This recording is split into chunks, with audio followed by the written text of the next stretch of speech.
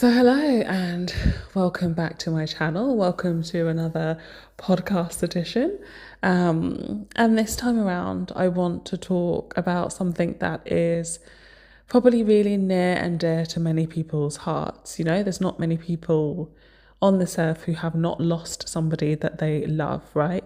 Who have not mourned the death of someone close to them.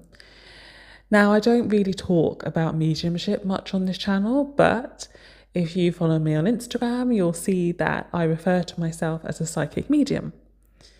Now, the psychic part definitely informs my tarot readings quite a bit.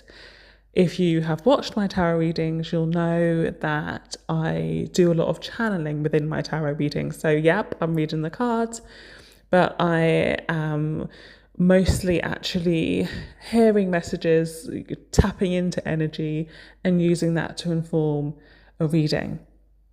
So that's the psychic part of my title per se. But the mediumship part is something I really don't go into very often because it's something I take incredibly seriously, and it's something that I don't practice for others much. So I spent a bit of time developing my skills with the College of Psychic Studies based in London.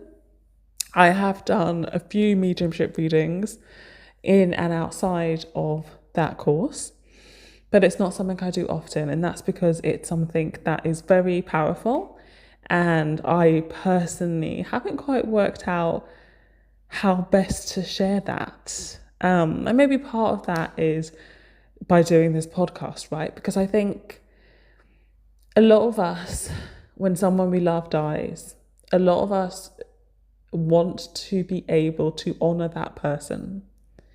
We want to be able to honor their memory, to honor what they gave us.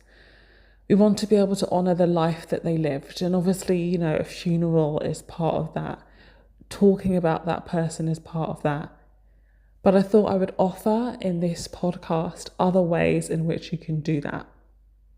So obviously there are traditions in many parts of the world where people have altars for their loved ones, right? They may have a candle burning at all times with photos of their loved ones.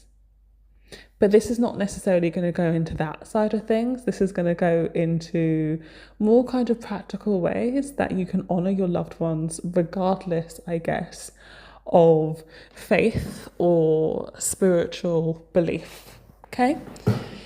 And one of the first ways I'm going to talk about is, yes, photos.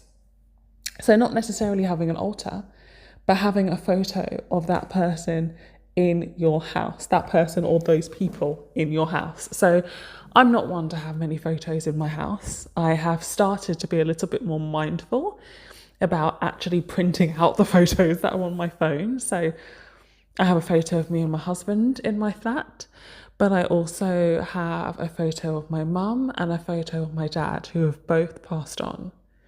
And that is to make sure that I can see them every day and remember them every day and think about them every day. And also to have their presence in my house because they made me. They are very important to me. And I have so much love for both of them that I want to feel that in my house on a day-to-day basis. And photos are an amazing way to do that. It's one of the reasons why I don't have photos of pretty much anything else in my house, apart from the people that I deeply love, because having a picture of someone in your house is powerful. So if you have lost someone, having a picture of them in your house, trust me, it will bring their energy into your house in a more powerful way than you might imagine. Okay, so that's one really simple way. Make sure you have photos of them up, right? Another way in which to honor the person that you loved is to eat their favorite food. I bet you weren't expecting that one. I find it really healing to eat the food that my parents loved. Now, stay with me. I don't remember much of my father, like from childhood or anything like that, because my parents divorced. So even though I did still see my father regularly, he was not in the house, so I don't have like massive in-depth memories of the things that he liked to eat. But I know he liked monkey nuts. Don't ask me how I know that or why I remember that particularly. I feel like I have memories of him eating monkey nuts. So guess what? I now regularly eat monkey nuts. It's weird because my husband likes them too. So we regularly buy monkey nuts, and every single time I sit down, crack open that shell and pop that nut in my mouth, I think of my father, and it brings back memories of him. The smell of the nuts, the act of like cracking it open, the sound of the cracking, all of that invokes my father's memory and energy. And that is a way in which I remember him. As for my mum, I was incredibly close to her. So I know a lot about her favourite foods, a lot of which are linked to our cultural heritage. She was from Jamaica. So I make it a practice to eat Jamaican food regularly, to eat bulla, to eat bun and cheese, to eat ackee and saltfish, to try and make escovitch fish. I make an omelette and think of my mum because when I was younger, she used to make me always make her Sunday omelettes. So food is a fantastic way that I connect with my mum. She was a cook for most of her life. And I find myself cooking things that she used to cook.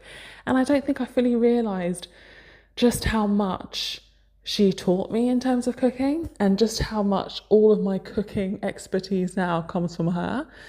And I'm incredibly grateful for that. So that is another way that I bring the memory of my loved ones back into my house and into my life. Flowers are another one. I try to have flowers regularly, and that's because, I love flowers, but also flowers are kind of that universal symbol of remembrance, right? They do remind us of things like funerals, okay? Flowers play an integral part in funerals. So having fresh flowers in my house really connects me to that energy of remembrance, all right? Another thing is indulging in the hobbies that these people that you loved used to do. So my mum was a keen gardener. She absolutely was obsessed with her garden, especially towards the end of her life. And so I took up gardening. I don't have a garden, but I have a flat with gigantic windows and windowsills. I had friends who gave me plants when my mum passed away. And then I have slowly been adding to my collection of plants on what I call my kitchen windowsill. Mostly herbs. I've got a tree, I've got an orchid, and I've got herbs. And I've talked about herbs in other videos. But the act of gardening connects me with my mum because it was something she loved to do. She had other hobbies like crocheting, for instance. I haven't quite got the hang of that, but gardening helps me to feel close to her, right? So I think you're getting the gist here of the things that you can do to connect with your loved ones that have passed away, right? Again, I'll write in the description box everything that I've mentioned. But what I'm kind of trying to convey here is ways in which you can stay close to people who have passed on, ways in which you can honour their memory, and ways in which you can bring their energy into your life so that you don't have to feel like you've lost them too much at all, right? For me, death kind of feels like a passing into another room. If you'd ask me what it feels like to no longer have my mum in this world, I say it feels as though she's in another room. That's how close she still feels. And part of that closeness is because I've kept her memory alive by practicing the things that she liked to do, by having photos of her around, with my dad, by eating monkey nuts, right? Remembering our ancestors and what they liked to do can be an everyday occurrence, right?